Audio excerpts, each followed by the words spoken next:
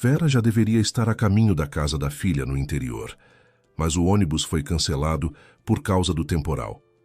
Sem saber o que fazer até a noite, decidiu ir ao restaurante onde acontecia a festa da empresa do marido. Como a entrada principal estava fechada, passou pelo corredor de serviço, mas ao ouvir o que o marido dizia atrás da porta, entrou em pânico. Bem-vindos ao canal Recanto das Histórias. Aqui é o Léo e uma nova história já vai começar. Mas antes, escrevam nos comentários de onde vocês estão assistindo. Esperamos que gostem da história. Vera estava à janela, olhando a chuva forte cobrir o pátio. As gotas caíam tão densas que a casa vizinha do outro lado da rua mal se enxergava. Só os quadrados amarelos das janelas piscavam através do véu cinza. Na cozinha, o chá esfriava. Ao lado, um pão de queijo comido pela metade. E na cadeira, uma mala de viagem cuidadosamente fechada desde a véspera. Era preciso partir às 10 da manhã.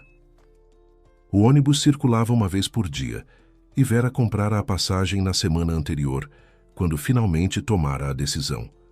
Tomara a decisão era dizer muito. Ela simplesmente não conseguira mais aguentar. Quase 2 anos sem ver a filha Ana, sem ouvir sua voz, sem saber como crescia a neta que já tinha 2 anos. 2 anos de um ser humano pequenino, e a avó tinha nos braços apenas 2 vezes, na maternidade e 1 mês depois da alta, quando Ana ainda aparecia e ainda conversava com a mãe normalmente. Depois, tudo se rompeu. Não de repente, não num único dia. Primeiro, Ana passou a ligar com menos frequência. Depois, respondia de forma curta, seca, como se não estivesse falando com a mãe, mas com uma conhecida distante. Vera mandava mensagens, às vezes longas, às vezes apenas "como você está?". Mas as respostas chegavam cada vez mais raramente, e quando chegavam eram tão frias que Vera ficava um longo tempo com o telefone nas mãos, relendo, tentando entender o que havia feito de errado. Nesses momentos, Sérgio costumava entrar na cozinha, servir chá, sentar na cadeira de frente e balançar a cabeça. "Vera, o que é isso de novo? Grudada no telefone outra vez?" "Ela não responde, Sérgio." "Já são 3 dias de silêncio. E por que você se surpreende? Eu já te disse, ela tem a própria vida agora, o próprio marido, os próprios afazeres. Nós somos passado para ela. Não fale assim. Ela é minha filha. Sua filha cresceu faz tempo. E sabe de uma coisa? Ela só quer uma coisa de você: o apartamento. Ela está esperando a gente envelhecer para ficar com tudo. Já ouvi histórias assim no trabalho. Os rapazes contam como os filhos depois tomam os apartamentos." Vera não discutia. Não porque acreditasse, mas porque Sérgio dizia aquilo com tanta segurança, tanta calma, com aquele ar de quem simplesmente quer proteger, que contestar parecia tolice. Afinal, ele não gritava, não proibia, apenas explicava. E Vera foi, aos poucos, tomando a explicação dele como verdade.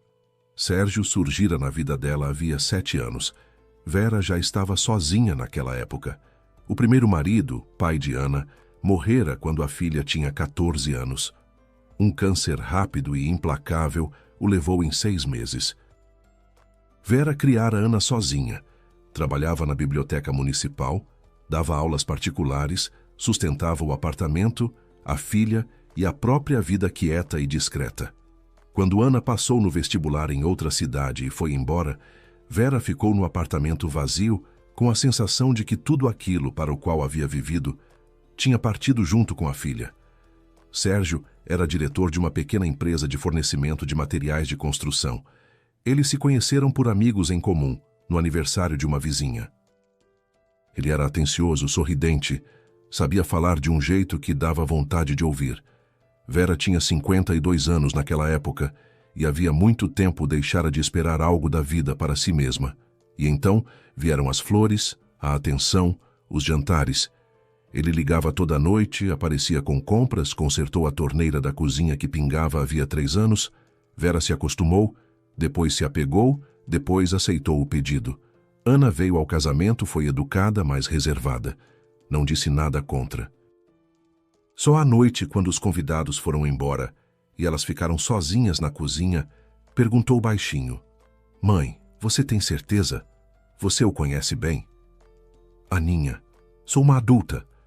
Ele é bom, atencioso, só que... Não sei explicar. É como se estivesse vendendo alguma coisa. Vera ficou ofendida naquela hora. Não muito, mas ficou. Pareceu-lhe que a filha não queria que a mãe fosse feliz. E Sérgio, depois que Ana foi embora, disse como quem não quer nada: Viu? Ela não fica feliz por você.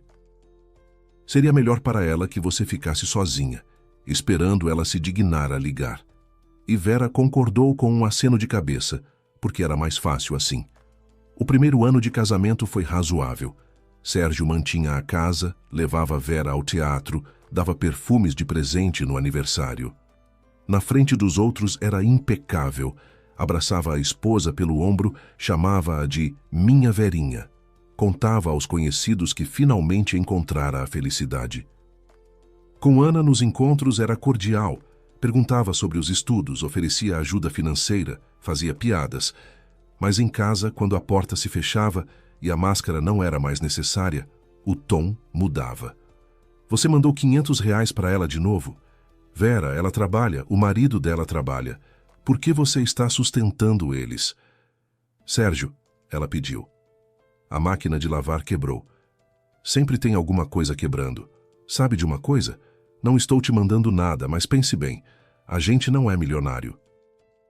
A empresa está passando por um momento difícil e você joga dinheiro fora. Vera foi reduzindo os valores. Depois parou de mandar sem motivo. Depois passou a ter vergonha de ligar para a filha, porque cada conversa com Ana terminava com o desagrado silencioso de Sérgio. Ele não fazia cenas, apenas suspirava ou fazia comentários no jantar, ou dizia algo como: sua filha ligou de novo.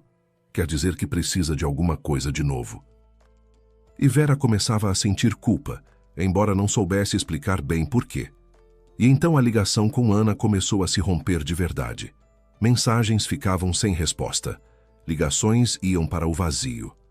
Certa vez, Vera discou para a filha 4 vezes num único dia e não conseguiu falar nenhuma. À noite chegou uma mensagem curta: Mãe, estou ocupada, a gente fala depois. E pronto. Depois, nada. Sérgio sentou ao lado de Vera no sofá, abraçou-a pelos ombros e disse: Eu sei que dói, mas eu avisei. Ela te cortou. Ela tem a família dela agora, e você não é mais necessária para ela. Aceite isso, Verinha. Estou com você. Não vou a lugar nenhum. E Vera chorou no ombro dele, sem imaginar que estava abraçando o homem que havia roubado a filha dela. O tempo passou. Vera aprendeu a viver com aquela ferida. Não a curou. Apenas se acostumou com a dor, como se acostuma com uma doença crônica. A foto de Ana ficava sobre a cômoda no quarto e Vera às vezes a olhava à noite, lembrando como a filha chegava correndo da rua com os joelhos esfolados, como elas assavam bolo de laranja juntas nos fins de semana, como Ana lia em voz alta as redações da escola, sentada num banquinho da cozinha com as pernas balançando. Onde havia ido parar aquela menina? Será que de fato cresceu e foi embora sem olhar para trás? Mas havia uma semana, algo mudou. Vera estava arrumando o armário e encontrou um álbum antigo com fotos da infância de Ana. O primeiro dentinho, o primeiro dia de aula, o primeiro boneco de pano que fizeram juntas. Vera folheou as páginas e de repente percebeu que não aguentava mais. Não conseguia mais ficar sentada esperando a filha ligar primeiro. Ela era a mãe e ela mesma iria até lá. A decisão foi difícil de tomar. Vera passou 3 dias andando pelo apartamento, ensaiando mentalmente o que diria à filha. Depois foi ao shopping e demorou muito escolhendo um presente para a neta. Ficou com um coelho de pelúcia de orelhas compridas e um vestidinhos de crochê com florinhas. A vendedora embrulhou tudo num saco de presente com fitas cor-de-rosa, e Vera voltou para casa abraçando o pacote ao peito como se já fosse a netinha. A Sérgio, ela disse com cautela no jantar: Sérgio, quero ir ver a Ana. Tentar conversar. Ele não levantou os olhos do prato, Ficou calado um momento, depois deu de ombros. Lá você. Só não se surpreenda se ela não te deixar entrar. Você não era necessária para ela há 2 anos. Por que de repente vai ser agora? Talvez eu mesma tenha culpa. Talvez devesse ter ido antes. Você não tem culpa, Vera. É ela assim. Mas vá, já que decidiu. Só não chore depois. Ele voltou ao prato e Vera sentiu que algo se contraía por dentro. Não pelas palavras dele, pela indiferença. Ele estava completamente alheio. Não se preocupava, não tentava dissuadi-la. Simplesmente afastou-a como se afasta uma mosca. De manhã, Vera acordou cedo. Sérgio já não dormia. Estava na cozinha tomando café e passando os olhos no celular. Usava uma camisa passada, calça bem arrumada. Não a roupa do dia a dia, mas uma roupa social elegante. "Para onde você vai tão elegante?" perguntou Vera, servindo chá. "Eu já falei. Aniversário da empresa. 10 anos. O restaurante Cais, à beira do rio, a partir das 6 da tarde. Festa fechada, parceiros, brindes, tudo como manda o figurino. Volto tarde, não me espere. Posso ir também? Para parabenizá-lo?" "Verinha, isso é uma confraternização de negócios. Lá são pessoas de empresa, conversa sobre contratos, essas coisas chatas. Você não vai se sentir bem, vai até a Ana e não se preocupa." Ele terminou o café, deu um beijo no alto da cabeça dela e foi embora. Disse que até à noite estaria no escritório preparando o salão e recebendo os convidados que chegassem mais cedo. Vera o acompanhou com o olhar da janela, depois verificou a mala. O presente, o álbum com fotos, a carteira, o documento, o celular. Tudo no lugar. Abotoou o casaco, ergueu a gola e saiu. No terminal rodoviário havia pouca gente. A chuva que começara durante a noite se transformara numa tempestade de verdade até a manhã.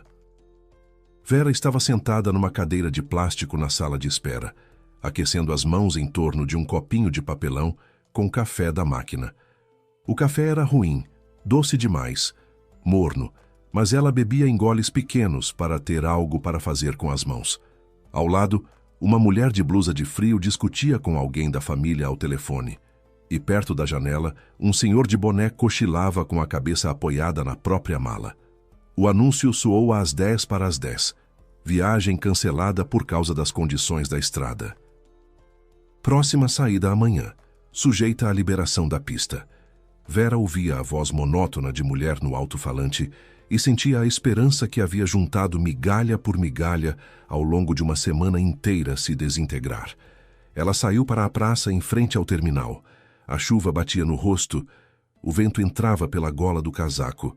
A mala com o presente pesava no ombro. Voltar para casa parecia insuportável. Sentar na cozinha, desembrulhar o coelhinho de orelhas compridas, guardar o álbum de volta no armário e esperar outra vez. Esperar o quê? O próximo acesso de coragem, que talvez não viesse. Vera tirou o celular e olhou para o horário. Eram 10h30. O dia inteiro pela frente, e não havia para onde ir. Rolou os contatos, parou no nome de Ana. O dedo ficou suspenso sobre o botão de chamada, mas Vera guardou o celular. Não, ligar não adiantava.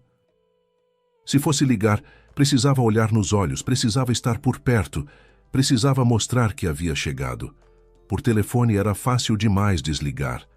As horas se arrastavam de forma penosa.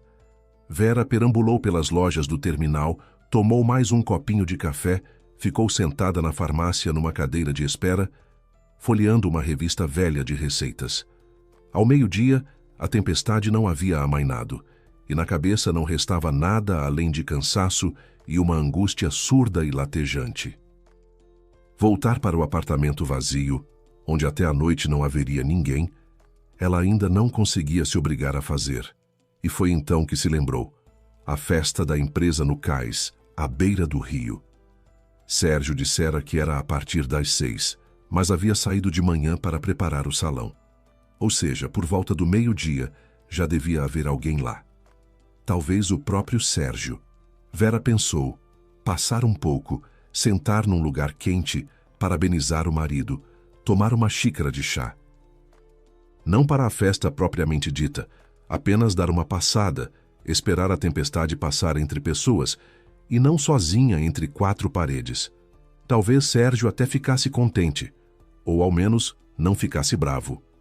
O táxi a levou em 15 minutos. O restaurante Cais ficava à beira do rio. Um prédio de 2 andares com varanda de madeira, agora encharcada pela chuva. Vera se aproximou da entrada principal, mas as portas de vidro estavam trancadas, e nelas havia um aviso: entrada pelo pátio lateral, obras em andamento. Ela contornou o prédio, escorregando no caminho sem cobertura, e encontrou uma porta lateral. Por ela dava acesso à cozinha, grande, quente, com cheiro de cebola frita e temperos. Os cozinheiros já preparavam o banquete da noite. Sobre as mesas havia bandejas com frios. No forno, algo chiava. Um cozinheiro de chapéu branco olhou para ela com surpresa. À procura de quem? Sou esposa do Sérgio.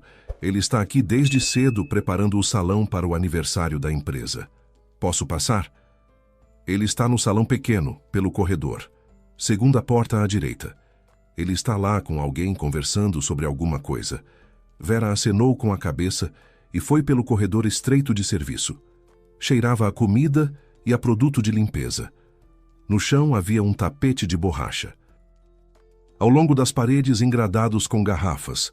Mais adiante, pelo corredor, funcionários montavam mesas.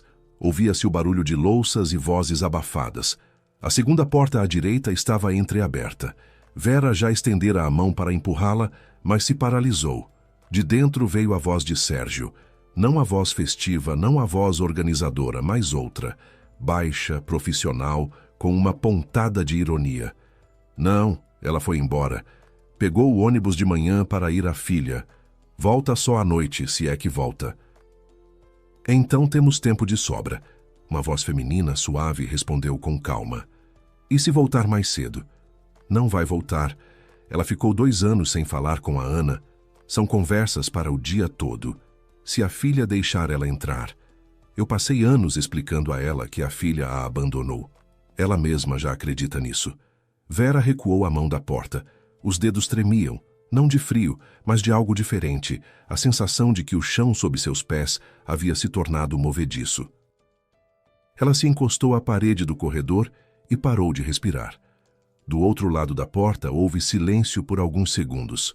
Só o tinido de uma colherinha na borda de uma xícara. Depois, Sérgio voltou a falar, e Vera o ouviu afastar a cadeira como quem se acomoda melhor. Inga, você está nervosa à toa. Tudo está seguindo o plano. A Vera não vai a lugar nenhum. Em 7 anos ela nunca duvidou de nada. Nunca. Porque eu fiz tudo com cuidado. Com cuidado, quer dizer sem deixar ponta solta. E a sua Ana quase chegou lá 2 vezes. 2 vezes. E nos 2 casos eu fechei tudo. A primeira foi quando ela foi vasculhar os extratos bancários, lembra? Eu disse a Vera que a Ana havia tentado abrir um cartão de crédito no nome dela sem autorização. Vera quase arrancou a cabeça da filha pelo telefone. Até eu precisei ligar. Ela mesma escreveu uma coisa para a Ana que a filha ficou 1 mês sem dar sinal de vida. E a segunda? A segunda foi quando a Ana apareceu sem avisar e me pegou com os documentos. Lembra que eu te liguei? Ela viu os extratos e começou a fazer perguntas. Mas eu expliquei que eram papéis de trabalho, que a Vera estava por dentro, que a gente conduz um negócio junto. E depois disse à Vera que a Ana estava vasculhando nossos documentos, querendo saber o quanto a gente tinha nas contas. Vera ficou perturbada, mas acreditou, porque a essa altura ela já estava acostumada a pensar que a filha era interesseira e estranha. Vera ficou parada no corredor, apertando a mala contra o abdômen. O coelho macio de orelhas compridas premia suas costelas por dentro do pacote. Ela ouvia cada palavra, e cada palavra era como um golpe, não cortante, não ensurdecedor, mas embotado, opressivo, daqueles que escurecem a visão e dão vontade de sentar no chão. A voz de Inga. Agora Vera a reconheceu. Era Inga, a contadora da empresa, uma mulher magra de cabelo curto, que certa vez fora à casa deles na virada do ano e dera uma caixa de bombons de presente para Vera. A voz de Inga soava objetiva, sem sombra de compaixão. Tudo bem, com a Ana você se virou. Mas agora o problema é outro. Os papéis precisam ser assinados até o fim do mês, caso a Vera puxe o fio ou comece a fazer perguntas. Não vai começar. Ela nunca lê o que assina. Eu digo, isso é seguro, isso é para a casa, isso é da Receita Federal. E ela assina. Em 7 anos ela assinou tanta coisa que não se lembra nem da metade. Mas esse contrato não é seguro. É um aporte de investimento na empresa. 200 mil. Se ela ler, não vai ler. Eu digo que é um investimento familiar, que o dinheiro volta com juros em 1 ano. Ela vai acenar com a cabeça e assinar. Daqui a 6 meses a empresa vai à falência. Falência no papel. E todas as dívidas ficam com ela. E o dinheiro já vai estar com a gente. Com a gente, quer dizer quanto para mim? Igual ao de sempre. 30% pelas transações e pelo silêncio. Inga ficou calada um momento, depois disse: tudo bem, mas preciso que esteja tudo limpo. As designações dos pagamentos eu vou descrever como despesas operacionais. Já existem 3 contratos que posso retroagir. Vera parou de ouvir os números. Ela havia entendido o essencial, e esse essencial não era sobre dinheiro. O dinheiro era assustador, mas secundário. O essencial era outra coisa. Ela não havia perdido a filha.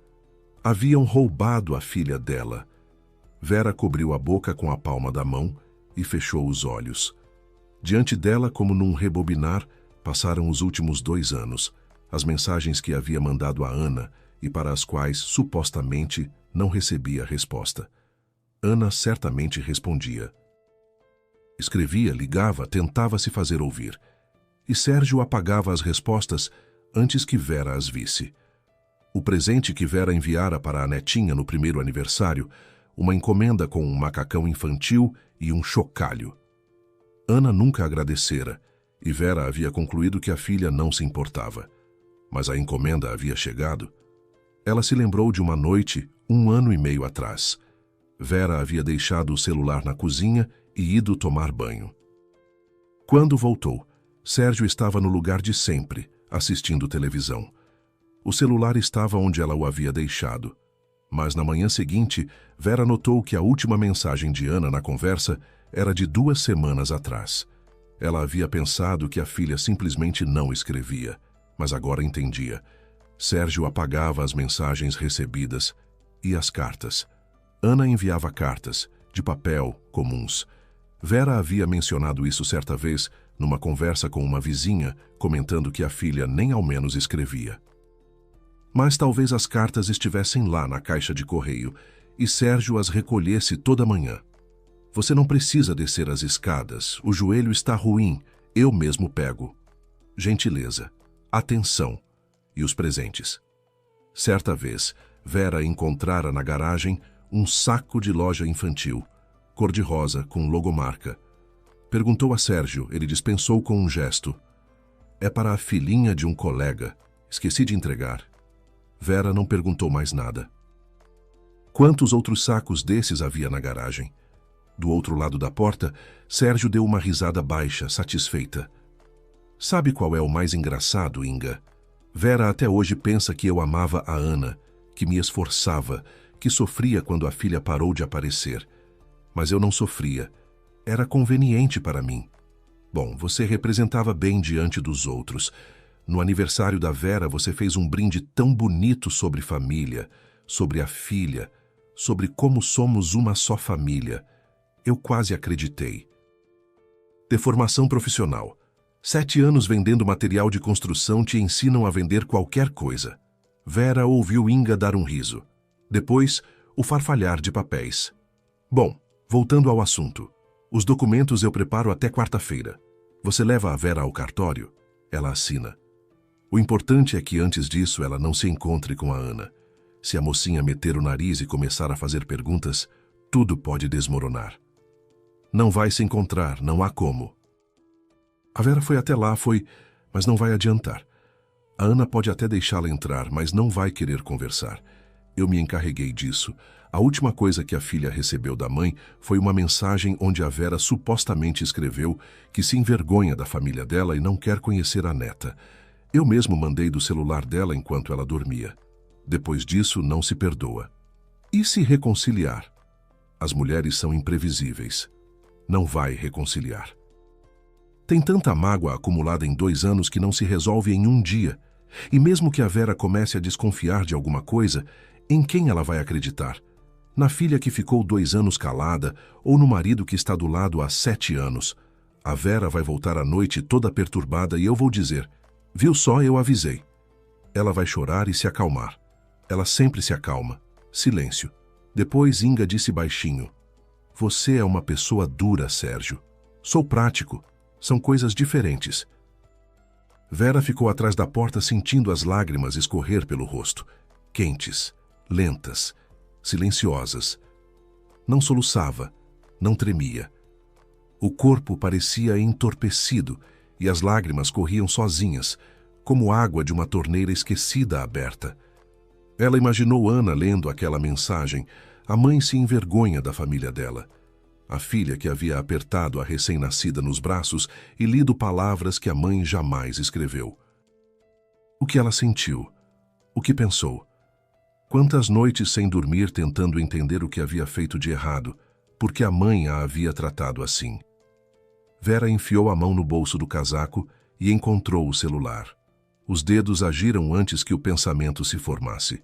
Ela desbloqueou a tela, encontrou o gravador e apertou o botão de gravação. O pequeno círculo vermelho começou a piscar na tela. Vera pressionou o celular contra o peito, bem perto da porta, e ficou imóvel. Do outro lado, Sérgio continuava falando. Agora havia passado a detalhes, valores, números de contas, datas. Inga esclarecia, perguntava, anotava. Vera não entendia metade do que discutiam. Uns contratos fictícios, alguns pagamentos por interposta pessoa. Mas não precisava entender. Precisava que o celular gravasse. Os minutos se arrastavam. Do salão grande, mais adiante pelo corredor, vinham batidas de louça, vozes de garçons, tilintar de taças sendo posicionadas nas mesas. Até a noite ainda faltavam algumas horas, e os funcionários preparavam tudo para a festa. Vera pensou que à noite chegaria ali gente que considerava Sérgio um homem de bem, um diretor bem-sucedido, um bom chefe de família. Ergueriam taças pelos 10 anos da empresa.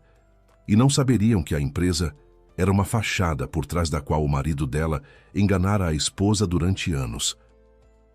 Sérgio tornou a falar, e em sua voz surgiu uma nota que Vera já havia ouvido antes de passagem, nos momentos em que ele achava que ela não prestava atenção.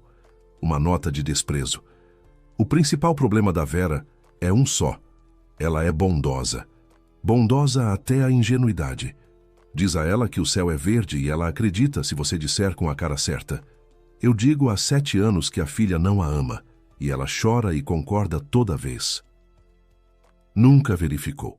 Nunca ligou para Ana para perguntar diretamente: filha, o que está acontecendo? Porque tem medo de ouvir a resposta. E eu me aproveito disso. E se ela tivesse ligado, aí teria desmoronado tudo? Mas ela não vai ligar. Não é do feitio dela. Ela vai ficar sentada e aguentando até eu dizer que pode parar. Inga respondeu algo, mas Vera já não ouvia. Ela recolheu o celular no bolso, sem parar a gravação, e devagar, tentando não bater os saltos no piso frio, voltou pelo corredor.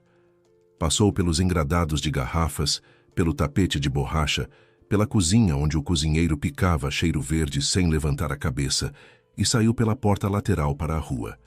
A chuva continuava caindo, o vento a arremessava em rajadas, mas Vera não sentia frio. Estava parada no caminho encharcado, abraçando a mala com o coelho e o álbum, olhando para a frente com um olhar vazio e imóvel. 7 anos. 7 anos viveu com um homem que dizia as palavras certas na sua presença, afagava sua cabeça, chamava-a de Verinha, e pelas costas destruía a única coisa que ela tinha. Não o dinheiro.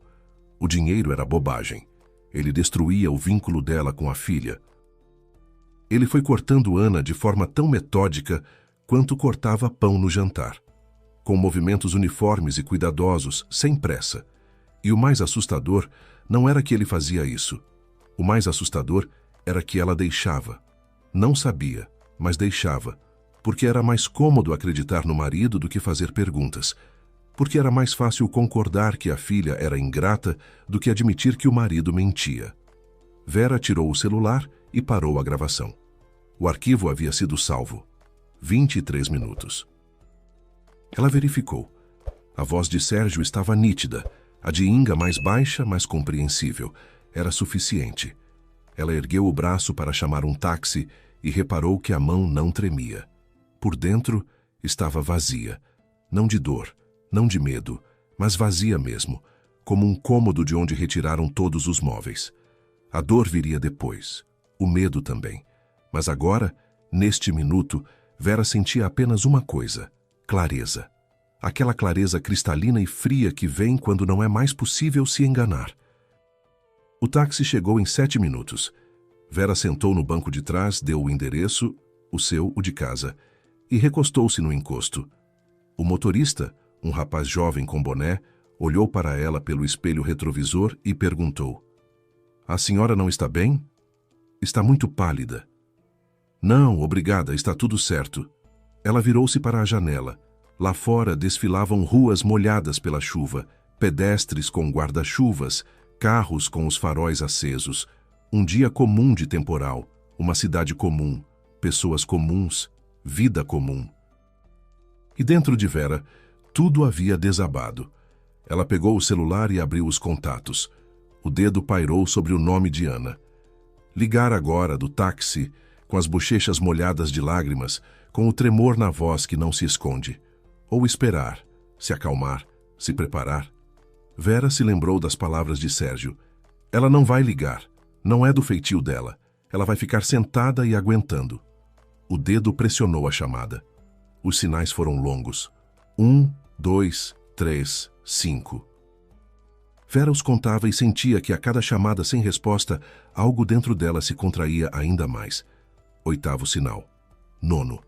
Vera estava prestes a desligar quando a linha foi atendida. "Alô?" A voz de Ana. Seca, desconfiada, distante. "Ana, filhinha." Pausa. Longa, pesada. "Mãe, o que aconteceu?" "Filhinha, eu soube de tudo. Só não desligue, por favor. Por favor, não desligue." Ana ficou quieta. Vera ouvia a respiração dela na linha, irregular, curta, como se a filha estivesse tentando respirar e não conseguisse expirar. "Mãe, se for de novo, se você for dizer outra vez que eu..." "Não. Não, Aninha. Me escuta. Não quero dizer nada disso. Quero perguntar. Só me responda com honestidade, por favor. Você me escreveu? Nesses 2 anos você me mandou mensagens, ligou, enviou fotos?" Nova pausa. Depois a voz de Ana mudou. Nela apareceu algo frágil, partido, como numa criança punida injustamente. "Mãe, você está falando sério? Eu te escrevia. Tantas vezes que parei de contar. Mandava fotos da Maísa. Te convidei para o aniversário dela. Pedi que você ao menos respondesse. E nada. Silêncio. Semanas, meses. E depois chegou uma mensagem sua." Ana hesitou. "Você escreveu que se envergonhava da minha família, que o Rodrigo era um fracassado, que eu me desperdicei nas fraldas. Depois disso eu parei de tentar." "Você se lembra dessa mensagem?" Vera fechou os olhos. O táxi sacudiu numa curva e ela se agarrou à maçaneta da porta. "Eu não escrevi isso, Ana.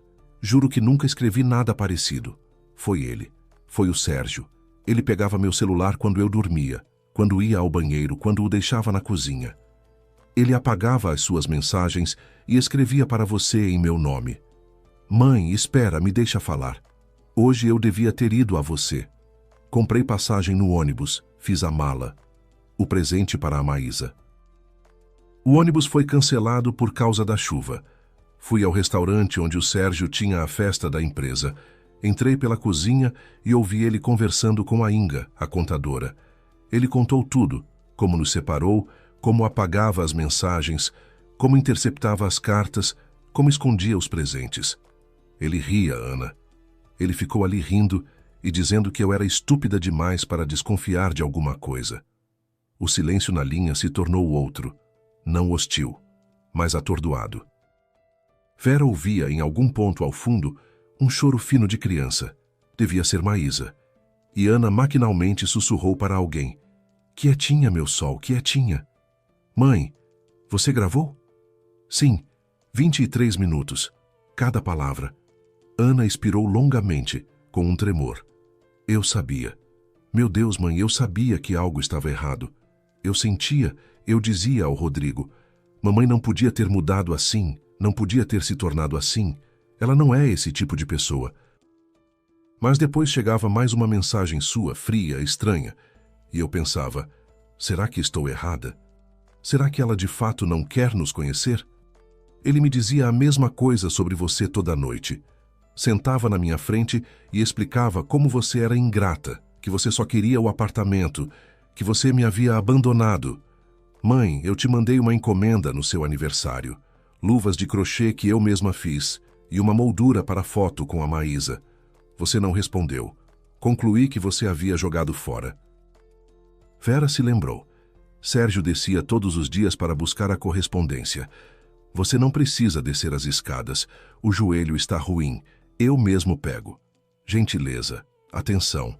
7 anos de atenção por trás da qual se escondia o cálculo. Não recebia a encomenda, filhinha. Nem as luvas, nem a moldura, nada. Ele tirava tudo da caixa de correio e escondia.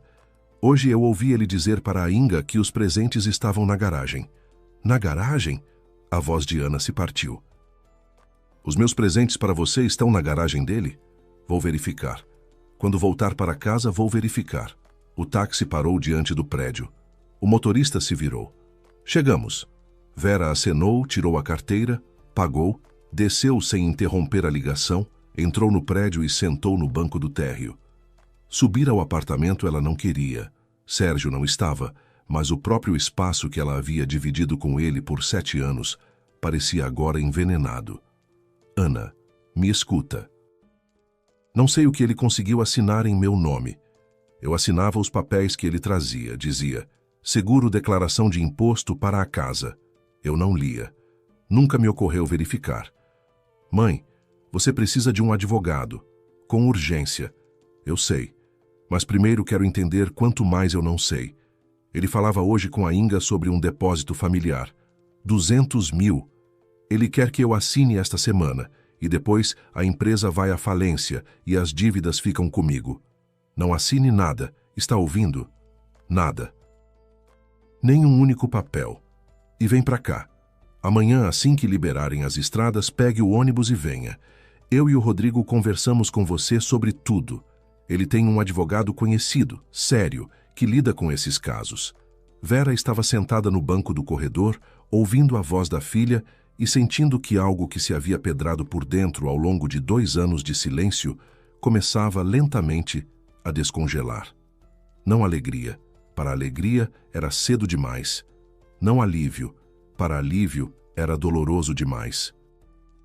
Mas algo parecido com esperança. Fino, frágil, como a primeira gota de sol depois de uma longa tempestade. Mas estava lá. Mãe, você ainda está aqui? Aqui, filhinha. Estou aqui. A Maísa acabou de acordar. Você quer que eu ligue o vídeo para você vê-la? Vera olhou para a tela do celular. Carga. 41%. Suficiente. Liga. A tela piscou, e nela apareceu o rosto de Ana. Cansado, lacrimejante, mas vivo. E ao fundo, no tapetinho de atividades, estava sentada uma menina pequena de blusinha rosa com ursinhos bordados. Ela segurava uma colher de plástico e batia concentrada numa panelinha virada de cabeça para baixo. Cabelinhos cacheados, bochechas redondas, o narizinho de Vera, aquele mesmo levemente arrebitado, por causa do qual Vera era chamada de narizinho na escola. É a Maísa, murmurou Vera. É a Maísa, sua netinha, que está te esperando. A menina ergueu a cabeça, viu o celular e sorriu. Largo, mostrando os 4 dentinhos. Depois estendeu a colher para a tela e disse algo ininteligível, que soava como vó. Vera pressionou o celular aos lábios e chorou. Não como havia chorado no corredor do restaurante, em silêncio e entorpecida, mas de verdade, em voz alta, sem se envergonhar nem do corredor, nem do eco, nem da vizinha do segundo andar, que naquele exato momento descia com o lixo e parou no patamar sem saber se passava ou não. Vera passou a noite quase sem dormir. Deitada no seu lado da cama, ouvia Sérgio respirar serenamente ao lado e olhava para o teto. Ele voltara da festa tarde, por volta das 11, cheirando a uísque e a colônia cara. Espreitou a cozinha, onde Vera estava sentada com uma xícara de chá frio, e perguntou com naturalidade: "Você está em casa?" Parou na soleira da cozinha, ligeiramente franzido. "Achei que você estivesse na casa da Ana. O ônibus foi cancelado por causa da chuva." "Não fui. Viu só, quer dizer, não era para ser. Eu te disse, não se agite. Se precisar, vai na semana que vem." "Embora, para ser franco, não vejo sentido. A Ana não vai nem abrir a porta." Vera acenou sem levantar os olhos. A colherinha estava no pires, e Vera examinava com atenção o próprio reflexo na superfície convexa, deformado, invertido, estranho. Sérgio ficou um tempo na soleira, desejou boa noite e foi para o quarto. Ela esperou que ele dormisse e levantou silenciosamente. Descalça, foi até o corredor, tirou o celular do bolso do casaco e verificou a gravação. O arquivo estava no lugar, 23 minutos e 14 segundos. Ela fez uma cópia na nuvem. Depois mandou para Ana pelo aplicativo de mensagens. Pensou um pouco e mandou outra vez para o próprio e-mail reserva, que havia criado 2 anos atrás para comunicados da biblioteca e sobre o qual Sérgio não sabia. 3 cópias, em 3 lugares diferentes. Isso ele não apagaria mais. Depois Vera foi até o quartinho de despejo, onde ficava um cofre pequeno com documentos. A combinação ela sabia. Era a data do casamento deles. Abriu, tirou a pasta. Dentro havia contratos, recibos, apólices de seguro. Vera folheou os papéis, relendo cada linha, e com cada folha percebia que os estava vendo pela primeira vez, embora em muitos deles constasse a própria assinatura. Um contrato de crédito de 120 mil, assinado 1 ano e meio atrás. Um contrato de fiança pelas obrigações da empresa. Mais um crédito de 80 mil para a reforma, mas reforma nenhuma havia sido feita. Vera fotografou cada documento, fechou o cofre e voltou para a cama. De manhã, Sérgio saiu mais cedo do que o habitual. Deu um beijo na bochecha de Vera.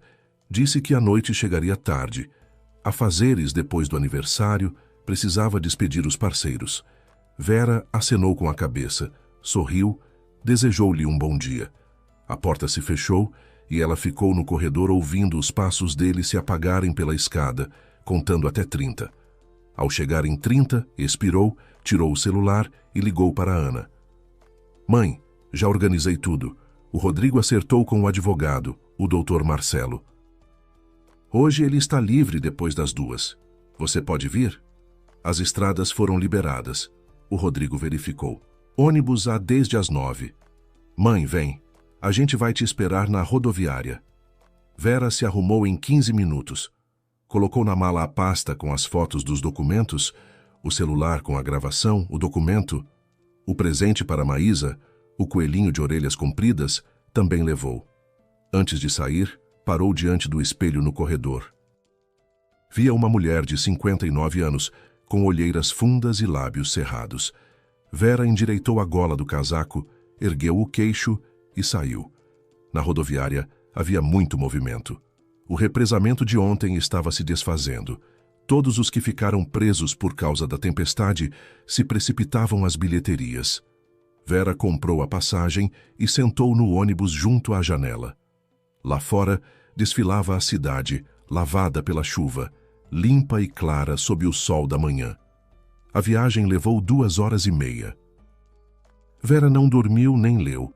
Ficou sentada olhando as árvores piscar ao longo da estrada e pensando que por essa mesma estrada poderia ter passado 2 anos atrás. 1 ano atrás. 6 meses atrás. Poderia ter ido em qualquer momento, mas não foi, porque acreditou no homem que lhe dizia: "Não precisa, não se desgaste, ela não está esperando por você." Ana estava na praça da rodoviária com um casaco azul escuro, sem chapéu, com o nariz vermelho de frio. Ao lado se agitava Rodrigo, alto, magro, de óculos, segurando um carrinho de bebê com uma mão. No carrinho, embrulhada num macacão rosa, estava Maísa, roendo concentrada uma luva. Vera desceu do ônibus e parou a 3 passos da filha. Olharam uma para a outra e nenhuma das duas sabia o que dizer. 2 anos de silêncio estavam entre elas, densos, pesados, como uma parede que não se derruba com uma única palavra. Ana parecia mais velha do que Vera se lembrava. Mais delgada no rosto, com uma ruga entre as sobrancelhas que antes não existia. "Mãe", disse Ana e deu um passo à frente. Vera abraçou a filha com força, em silêncio, enterrando o rosto em seu cabelo, que cheirava a shampoo e a ar fresco.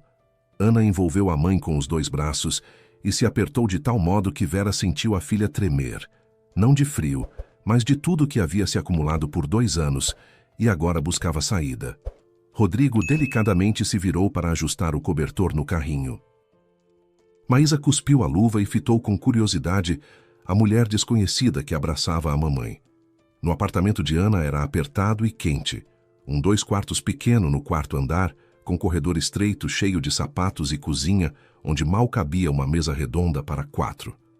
Na geladeira havia ímãs de várias cidades e desenhos infantis, rabiscos com lápis de cor colados com fita adesiva. No peitoril da janela havia vasinhos de flores, e num canto se empilhava uma cadeirinha de alimentação manchada de papinha. Ana sentou a mãe na cozinha, pôs a chaleira e tirou biscoitos do armário. Rodrigo levou Maísa para o quarto. De lá vinham balbucios infantis e o som de um chocalho. "Mãe, mostra os documentos." Vera pôs sobre a mesa as fotos do cofre. Não havia tempo de imprimir. Olharam na tela do celular, ampliando cada folha. Ana folheava em silêncio, e a cada página seu rosto ficava mais tenso. "Esse crédito de 120, Ana apontou o dedo para a tela. "Assinado 1 ano e meio atrás. Mãe, você se lembra de quando assinou?" "Vagamente. Ele disse que era para refinanciamento, que assim seria mais vantajoso. Eu estava sentada na cozinha, ele pôs os papéis, mostrou onde assinar. Eu assinei. E essa fiança pelas obrigações da empresa. Mãe, isso significa que se a empresa dele deixar de pagar alguém, quem vai pagar vai ser você. Com o seu patrimônio, o apartamento." Eu não sabia que estava assinando uma fiança. Ele disse, "Contrato de parceria, formalidade." Ana pôs o celular de lado e esfregou a testa com as 2 mãos. "Mãe, ele estava te esvaziando metodicamente, aos poucos. Créditos, fianças, transferências, tudo em seu nome. Se você tivesse assinado também esse depósito de 200 mil que ele estava preparando, você teria ficado sem nada, com dívidas e sem o apartamento." Às 2 horas, chegou o Dr. Marcelo, um homem baixo, com pouco mais de 40 anos, de paletó cinza e pasta de couro surrada. Sentou-se à mesa da cozinha, aceitou a xícara de chá que Ana lhe serviu e nas 2 horas seguintes, Vera lhe contou tudo.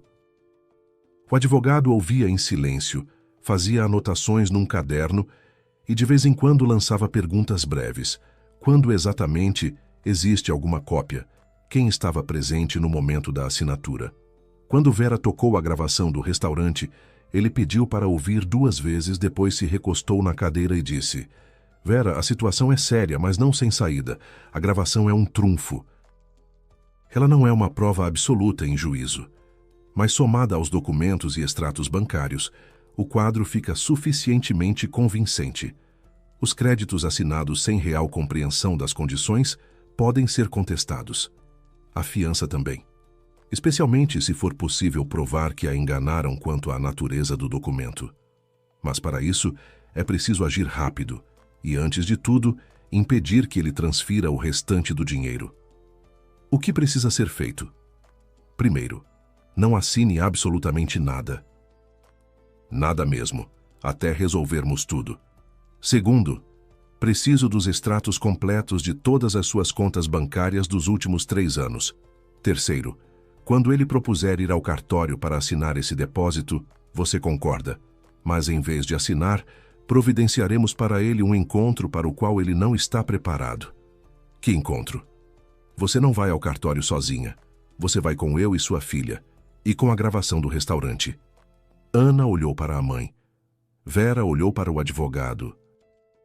Na cozinha tiquetaquava o relógio de parede, redondo com passarinho, que Ana havia comprado no mercado de pulgas e que havia muito não cantava mais.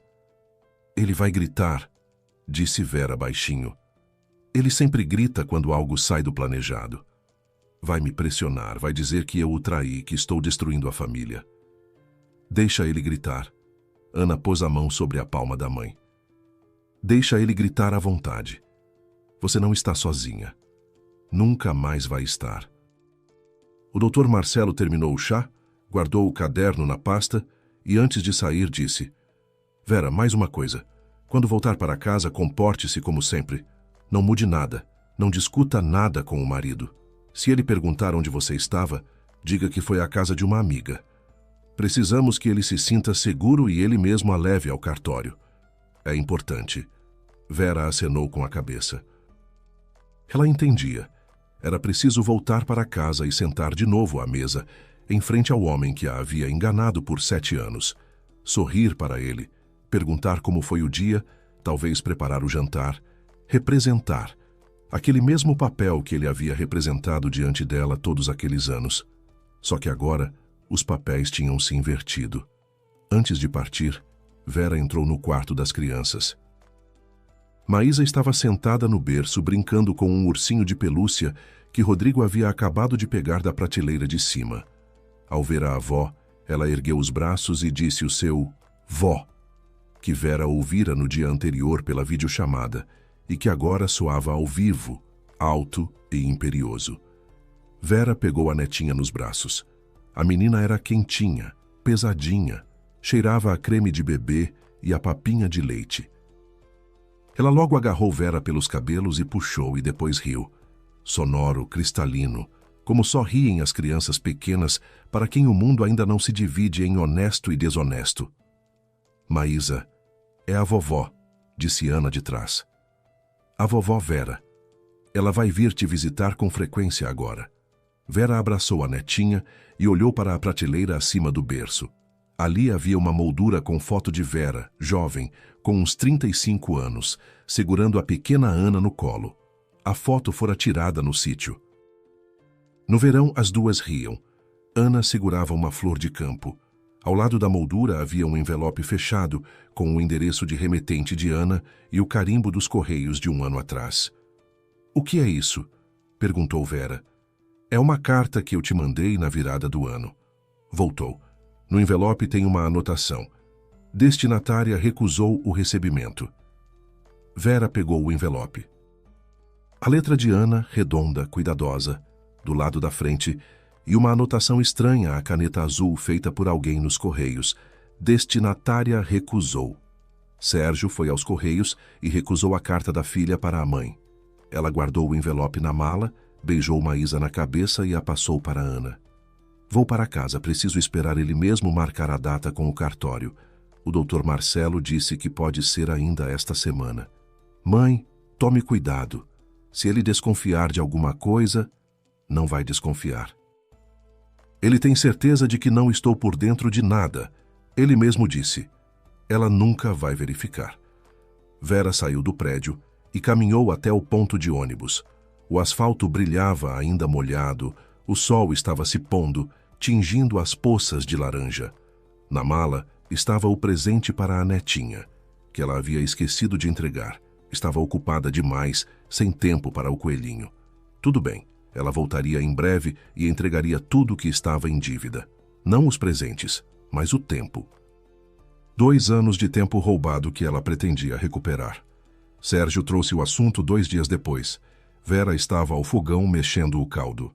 Quando ele entrou na cozinha, pendurou o paletó no encosto da cadeira e anunciou com entusiasmo que havia acertado com o cartório para sexta-feira. Verinha precisa dar uma passada para assinar os papéis. Te falei. Depósito familiar. Investimento na empresa. É vantajoso. Daqui a 1 ano volta com juros. O cartório vai explicar tudo no local. Só leve o documento. Tudo bem, Sérgio. A que horas você passa aqui? Às 10h30. Vista uma roupa bonita. É um cartório sério. Ele foi se trocar e Vera apagou o fogo debaixo da panela e ligou para Ana. 3 toques. A filha atendeu imediatamente. Sexta-feira. O cartório fica na Rua das Acácias, escritório do Dr. Carvalho. A gente vai estar lá às 10h45. Já aviso o Dr. Marcelo. Mãe, como você está? Bem, estou fazendo caldo. Ana ficou em silêncio. Depois disse baixinho. Segura. Faltam 2 dias. Vera viveu esses 2 dias como o advogado pediu. Fez os cafés da manhã normalmente, assistiu televisão, foi ao mercado comprar mantimentos. Sérgio chegava do trabalho, jantava, contava coisas sobre os parceiros e as entregas, e Vera ouvia, acenava e servia mais comida. Algumas vezes se pegou examinando o rosto dele, tentando enxergar algo verdadeiro, e não encontrava.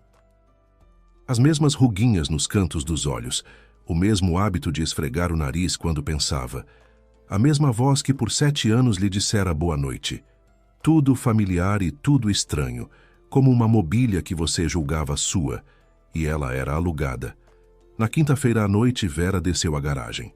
Sérgio havia saído para um encontro com colegas e prometera não voltar antes das 10. A garagem era abafada, cheirava a graxa e umidade. Vera acendeu a luz, uma lâmpada fraca sob um abajur de lata, e começou a procurar.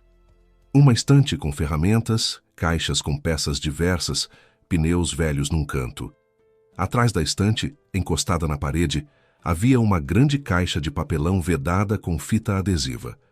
Vera cortou a fita com uma faca de cozinha que havia trazido. Dentro havia sacos.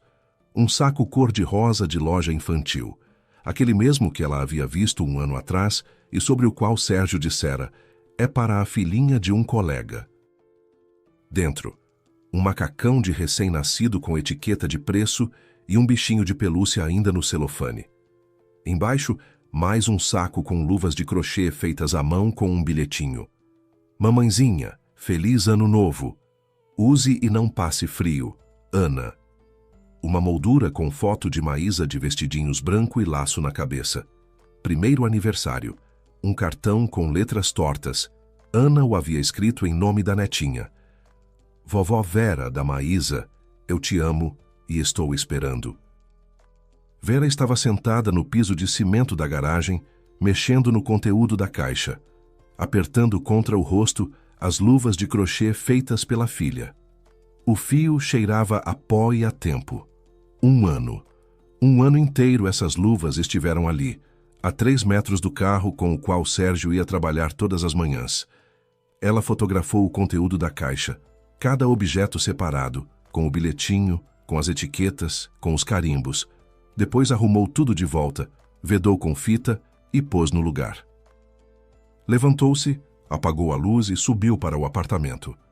Quando Sérgio chegou às 10h30, Vera já estava na cama com um livro e com voz sonolenta perguntou: como foi o encontro? Bem. Os parceiros estão satisfeitos. Dorme. Amanhã tem que acordar cedo. A sexta-feira amanheceu com sol tímido após os dias de chuva. Vera colocou o vestido cinza escuro, que sempre guardava para ocasiões importantes, penteou o cabelo, passou batom. Sérgio aprovou com um aceno. Está bonita, vamos. Foram em silêncio. Sérgio ouvia rádio, tamborilando os dedos no volante no ritmo da música. Vera olhava pela janela e sentia o coração bater alto e rápido, como antes de uma prova. Na bolsinha estava o celular com a gravação, por precaução, embora o Dr. Marcelo dissesse que tinha uma cópia. O cartório ficava no 2º andar de um prédio de tijolos na parte antiga da cidade. Escada estreita, corrimão de madeira, cheiro de papel e madeira velha. Sérgio subia na frente segurando Vera pelo cotovelo, solícito, cavalheiresco, como sempre havia feito em 7 anos. Esse gesto antes lhe parecia seguro e protetor, agora parecia o de um carcereiro.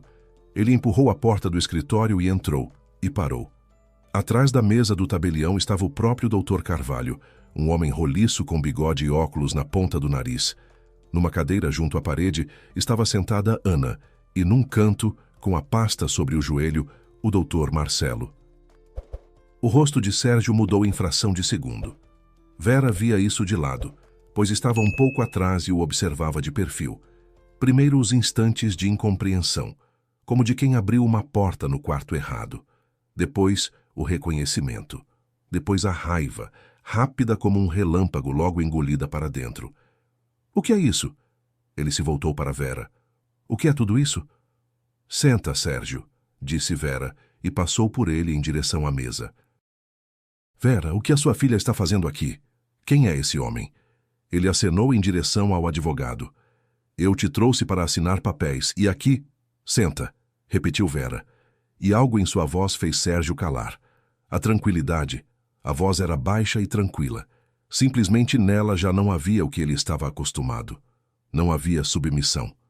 Sérgio sentou pesadamente, fazendo a cadeira ranger, lançando um olhar rápido e cortante para Ana. Ana, se você está se metendo de novo na nossa vida com a minha mãe... Sérgio. O Dr. Marcelo abriu a pasta e tirou alguns documentos. Representa os interesses da sua esposa, Vera. Temos uma série de questões sobre documentos financeiros que Vera assinou ao longo dos últimos anos. Que documentos? São assuntos de família. Não lhe dizem respeito. Vera, diz a ele que você assinou tudo voluntariamente, por sua própria vontade. Ninguém te forçou. Vera ficou em silêncio. Ela olhava para o marido e esperava. O Dr. Marcelo pôs sobre a mesa os extratos bancários impressos. Crédito de 120 mil no nome de Vera. O dinheiro foi transferido para a conta da empresa no mesmo dia. Crédito de 80 mil. O mesmo. Fiança pelas obrigações da empresa assinada por Vera, que, segundo suas declarações, foi induzida a erro quanto à natureza do documento. E, finalmente, o contrato que o senhor pretendia assinar hoje. Aporte de investimento de 200 mil, que, na prática, é mais uma transferência de recursos para uma empresa à beira de uma falência premeditada. Sérgio empalideceu, mas não cedeu. Endireitou-se na cadeira e falou rápido com ímpeto. Isso é ridículo. É minha esposa, é minha família, e tenho o direito de conduzir os negócios da forma que julgo adequada. Vera sabia o que assinou. É adulta. E quanto a trazer essa aqui, ele sacudiu a cabeça na direção de Ana. Isso é baixeza. Ela a vida toda tentou nos separar. E eis... Sérgio, disse Vera. Chega. Ela tirou o celular da bolsinha, encontrou o arquivo e pressionou play. No escritório, soou a voz de Sérgio, baixa, objetiva, com aquela ponta de ironia. O principal problema da Vera é um só. Ela é bondosa. Bondosa até a ingenuidade. Depois, sobre as mensagens apagadas, as cartas interceptadas, os presentes na garagem, a mensagem mandada do celular de Vera adormecida. A mãe se envergonha da família dela. E, por fim, sobre o dinheiro. Os 200 mil, a falência fictícia, os 30% para a Inga. Sérgio ouvia a própria voz e seu rosto se transformava lentamente, como uma fotografia mergulhada no revelador. Primeiro a perplexidade, depois a raiva, depois algo parecido com medo. Ele se virou para Vera, abriu a boca e fechou. O tabelião Dr. Carvalho tirou os óculos, limpou-os com um lenço e disse baixinho: Sérgio, nestas circunstâncias não posso autenticar a transação. Recomendo que o senhor consulte seu próprio advogado. O Dr. Marcelo fechou a pasta. Vera está requerendo a dissolução do casamento. Simultaneamente encaminharemos uma queixa às autoridades policiais por fraude e falsificação de documentos financeiros. As contas bancárias da empresa serão bloqueadas até o final da apuração. Sérgio se levantou. A cadeira deslizou e bateu na parede. Ele ficou parado no meio do escritório. Grande, corpulento, de terno caro, e olhou em silêncio para Vera. Depois, virou o olhar para Ana e disse baixinho com ódio: Foi você. Você que organizou tudo isso? Você sempre se meteu onde não era chamada. Ana não desviou os olhos. Não, Sérgio. Foi você que organizou. 7 anos atrás, quando decidiu que minha mãe era uma carteira conveniente e que eu era um obstáculo. Sérgio saiu batendo a porta. Os passos dele ecoaram pela escada e sumiram. No escritório, ficou o silêncio. O tabelião guardou os papéis na gaveta. O Dr. Marcelo deu um aperto de mão a Vera e disse que entraria em contato na segunda-feira sobre os detalhes. Ana foi até a mãe e a abraçou. Rápido, forte, encostando a bochecha na dela. 2 semanas depois, chegaram os resultados da apuração. Inga tentou se distanciar, dizendo que apenas seguia ordens e desconhecia a dimensão do esquema. Mas as mensagens, as ordens de pagamento com sua assinatura e as transferências para sua conta pessoal contavam outra história. Ela não era uma contadora casual, nem uma subordinada coagida. Era a pessoa que por 7 anos havia ajudado Sérgio em troca de dinheiro, conhecendo cada número. Sérgio perdeu a empresa. As contas foram bloqueadas, os parceiros se afastaram, e um dos credores entrou com sua própria ação. Ele tentou contato com Vera, ligou, mandou mensagens, uma vez até apareceu na entrada do prédio e ficou lá de baixo olhando para as janelas. Vera não respondia e não abria. O Dr. Marcelo lhe repassava o conteúdo das mensagens. No início vieram ameaças, depois pedidos, depois queixas sobre a saúde. Vera ouvia e ficava em silêncio. Comunicação apenas pelo advogado, como havia prometido. O divórcio foi formalizado rapidamente. Vera ficou com o apartamento, que originalmente era dela, e começou a resolver os créditos. O Dr. Marcelo dizia que o processo seria longo, mas as perspectivas eram boas. O induzimento a erro era comprovável, e a gravação do restaurante se tornou o argumento central. 1 mês depois do divórcio, Vera fez uma mala e foi para a casa da filha. Não por um dia, não por um fim de semana, de vez. Ana a esperou na rodoviária com Maísa no colo. A menina viu a avó, estendeu os bracinhos e disse com segurança, vovó. Não mais com entonação interrogativa, simplesmente constatando um fato. Na primeira noite ficaram sentadas na cozinha, tomando chá com limão e conversando.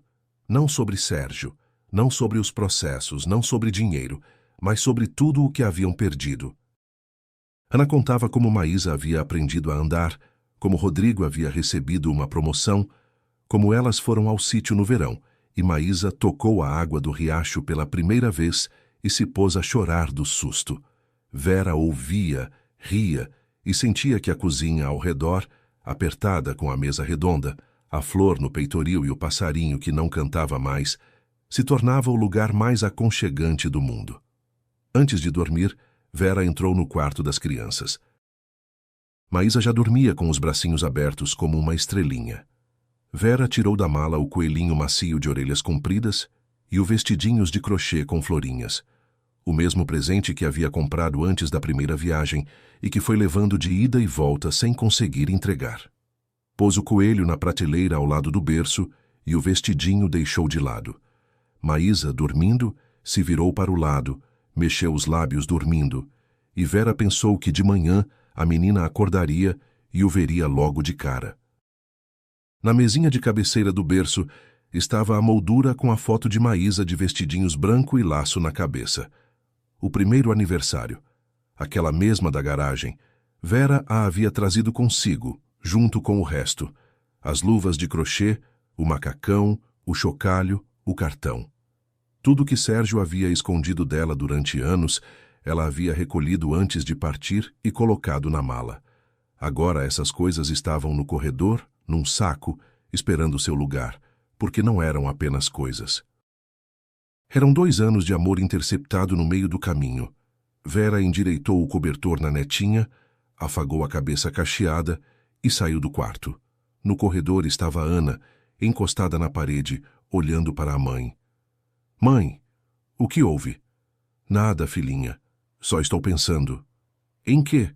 Vera olhou para a filha, cansada, emagrecida, com olheiras que ainda não tinham passado nessas semanas, e sorriu. Em como às vezes as tempestades chegam na hora certa. Ana não entendeu, mas Vera não quis explicar. Simplesmente abraçou a filha como a abraçava na infância, com força com os 2 braços, apertando-a contra si. E ficaram assim, paradas no corredor estreito do apartamento pequeno. E havia silêncio. E lá fora a chuva caía mansinha, e em algum quarto dormia Maísa, E não era preciso dizer mais nada. Obrigado por ouvir a história. Aqui foi o Léo, do canal Recanto das Histórias. Se gostaram, inscrevam-se no canal e deixem o like. Para vocês, é um simples gesto, mas para nós faz toda a diferença.